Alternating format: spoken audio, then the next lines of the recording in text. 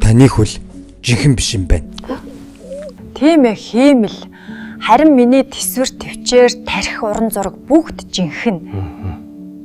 Хиймэл хөл давуу талтай. Надаас хизээч урахгүй. Өвдөлт таныг зураач болгосон уу? Өвдөлт намайг эвдсэн.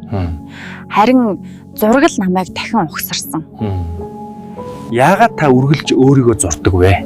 Бусдыг зурхад худлаа гоё болдог. Өөрийгөө зурхад л үнэн цус гардаг. Дээгөө таны өвд хэм бэ? Ослоос хойш 2 дахь осол. Зургууч яа гоё атлаа өвдөгдөг вэ? Учир нь би гоо сайхныг өвдөлтөөс хайсан. Битэн таны дайсан уу?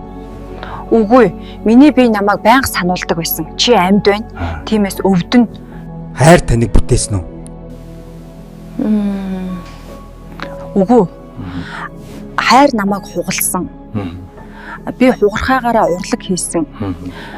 Танаа урал нь тухгүй юм аа. Хоёулаа манай уралд ярилцлага үргэлжлүүлээ. Окей. Та өхлөөс айдгүй.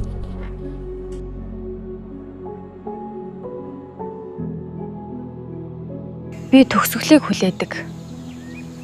Амьдрал хитрхи удаан байсан.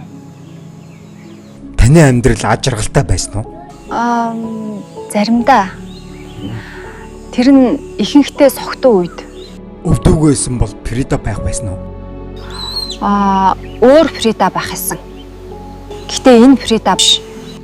Манай подкастын ивент тэгч Амкас Арчоп танд энэ билийг илгээсэн.